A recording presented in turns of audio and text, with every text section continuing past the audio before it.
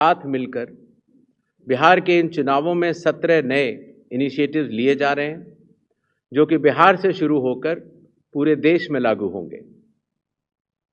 चुनाव आयोग ने इसके ऊपर एक एक इनिशिएटिव के ऊपर काफ़ी चर्चा और इनकी प्रायोगिकता को देखते हुए ये कदम उठाया है और एक ऐतिहासिक कदम इसको माना जाएगा। ट्रेनिंग पहली बार जो चुनाव आयोग का ट्रेनिंग इंस्टीट्यूट है,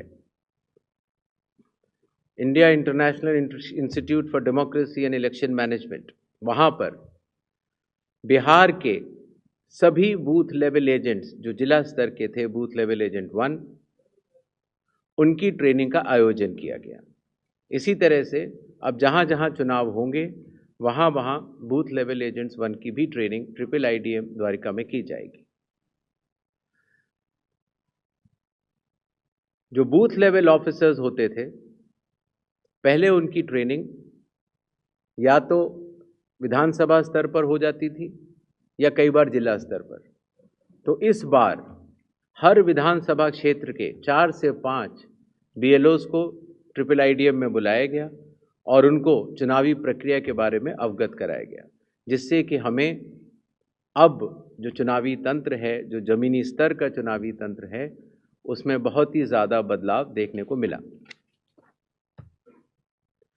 साधारण तौर से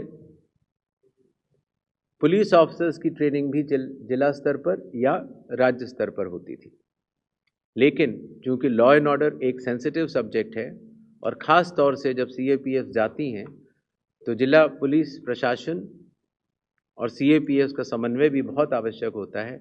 इसके लिए पहली बार पुलिस ऑफिसर्स की भी ट्रिपल IDM में ट्रेनिंग की व्यवस्था की गई। ये तीनों लॉजिस्टिक्स के हिसाब से और ट्रेनिंग के हिसाब से बहुत बड़े कदम रहे। मतदाता सूची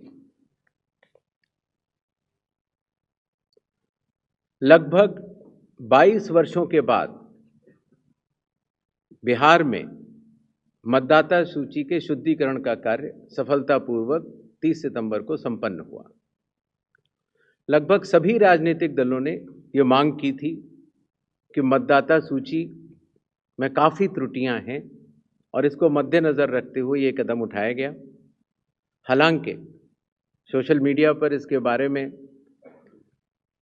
कुछ बढ़ चढ़कर कहा गया, लेकिन सत्यता ये है कि आज की तारीख में बिहार के 243 इलेक्टोरल रजिस्ट्रेशन ऑफिसर्स ने 90,000 बूथ लेवल ऑफिसर्स के साथ मिलकर 1.6 लाख बूथ लेवल एजेंट्स, जो कि 12 मान्यता प्राप्त राजनीतिक दलों ने नियुक्त किए थे, उनके साथ मिलकर इस सूची को शुद्ध करने का बहुत ही सराहनीय काम किया है और बिहार ने देश को ये राह दिखाई है।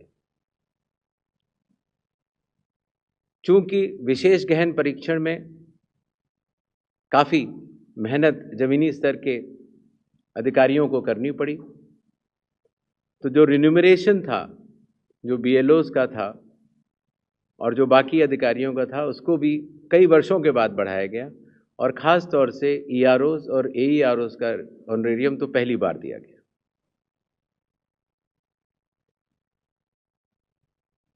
जिन मतदाताओं के नाम सूची में नए जुड़े हैं या जिन मतदाताओं की एंट्रीज में कोई चेंज है, जैसे पता बदल गया, तो ऐसे मतदाताओं को नए वोटर कार्ड दिए जाने हैं।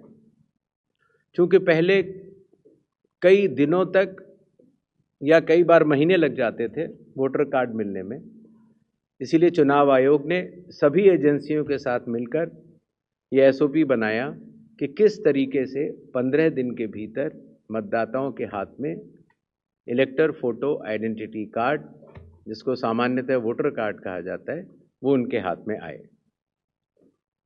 इसी तरीके से जो हमारे बूथ लेवल ऑफिसर्स हैं, जब वो मतदाताओं के घर घर जाते हैं तो उनको भी पहचान पत्र पहली बार चुनाव आयोग ने डिज़ाइन भी किया और उनको दिया भी। कंडक्ट ऑफ इलेक्शंस जो आने वाला है,